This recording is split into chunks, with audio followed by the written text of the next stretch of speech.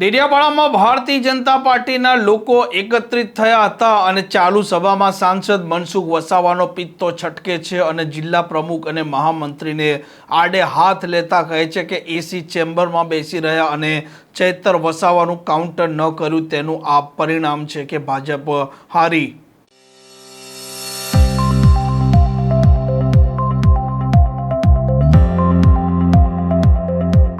નમસ્કાર, આપ જોઈ રહ્યા છો હોટલાઇન ન્યૂઝ અને હું છું આપની સાથે તોફિક ગાંચી। ભારતીય જનતા પાર્ટીના સાંસદ મનસુખ વસાવાએ ડેડિયાપાડામાં ભાજપના જ નેતાઓ છે તેમના ભૂક્કા બોલાવ્યા છે અને તેનું કારણ છે આમ આદમી પાર્ટીનો વિજય અને ભાજપ છે તેની કારમી હાર અને તેમણે આરોપ લગાવ્યા છે આ નર્મદાના જિલ્લા પ્રમુખ છે નીલ રાવ અને મહામંત્રીના સામે, કેમ કે તેમણે કહ્યું છે કે ચૈતર વસાવાનું ભાજપના નેતાઓ અને આ હોદ્દેદારોએ કોઈ પણ પ્રકારનું કાઉન્ટર ન કર્યું તેના પરિણામે જિલ્લા પંચાયત પણ ગુમાવવી પડી અને તાલુકા પંચાયત પણ હાથમાંથી ગઈ અને આ મામલે હવે સાંસદ મનસુખ વસાવાએ આકરા તેવરો અપનાવ્યા છે અને ભાજપના આ નેતાઓ છે, આ સંગઠનના હોદ્દેદારો છે તેમણે કઠેડામાં ઊભા રાખ્યા છે અને તેમણે જે પ્રકારે ચૈતર વસાવાનું કદ વધ્યું તે મામલે પણ કહ્યું છે કે નીલ રાવ અને ચૈતર વસાવા બંને સાંઠગાંઠ કરી હતી અને આ લોકોએ ભાજપના જે દિગ્ગજ નેતાઓ હતા તેમને ગણકાર્યા નહીં અને તે કારણસર ભાજપ છે તે નર્મદામાં હારી। ચૈતરથી ડરે એવો છે પણ છતાં મૌન કેમ? સેટિંગ આમથી લેજો એટલે આ નીલ ભોવાથી ડરવાની કોઈ જરૂર નથી ભાઈ। તમારે રાજકીય કેરિયર બનવું હોય તો મારી સાથે જોડાવવું પડશે। વર્ષોથી અમે કામ કરે છે, વર્ષોથી તમે તો આજકાલ ના આવેલા છો। બોલો ક્યાં હતો ઓરિજિનલ ભાજપ? હતો બોલો ઓરિજિનલ ભાજપ? અને હમણાં દાદાગીરી કરવા નીકળી પડ્યા છે। નીલ ક્યાં હતો? શું હતો? તારે શું અસ્તિત્વ હતું? અને અહીંયા આદિવાસી વિસ્તારમાં તમે ડરાવવા ધમકાવવા આવ્યા છો। એમાં ચૈતર વસાવા ડરાવતો હોય આપણા ભાજપના કાર્યકર્તા કે આપણા કાર્યકર્તાઓ ચૈતર વસાવા ડરાવે કે દેવો ડરાવે શંકરભાઈ તો બરોબર છે। આ તો જિલ્લાનો પ્રમુખ અને મહામંત્રી આપણા કાર્યકર્તાને બીવડાવે ડરાવે આ તો ચૈતર સાથે મળેલા છે એવું થયું ને।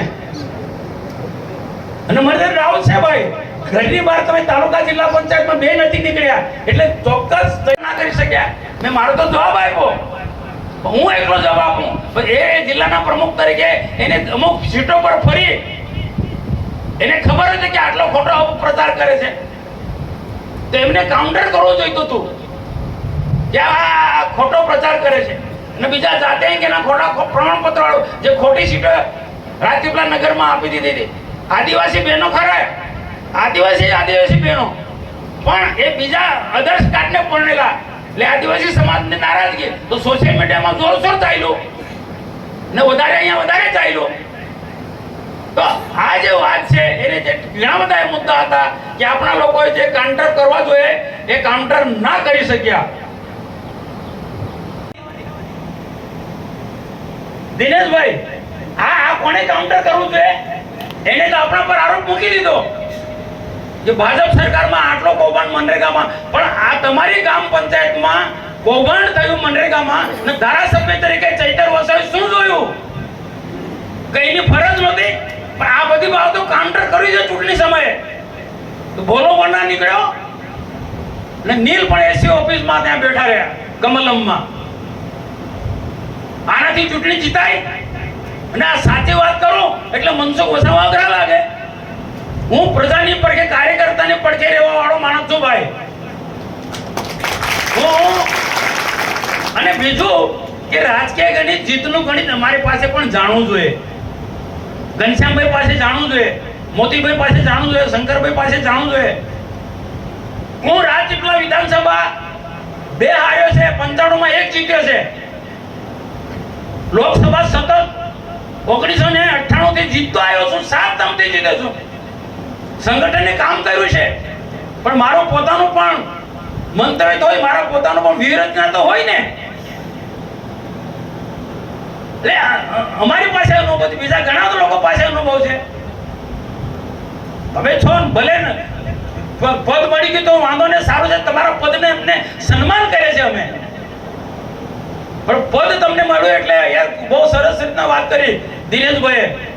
સિનિયર લોકોને પણ પૂછો, સિનિયર લોકોને પણ પૂછો. ના સિનિયર લોકોને નથી પૂછ્યું, એનો આ પરિણામ. ને કોઈ સિનિયર બોલે એને દબાવવાનું કોઈનું કોઈ રીતે. પાર્ટીમાં આવું થોડું ચાલવાનું. આ રીતે તો પાર્ટી તૂટી જાય. નો પોપટ ચાલ્યો. હવે ડુમખલનો પોપટ નો મુદ્દો ઉછાળવાનો કોણ ભાઈ?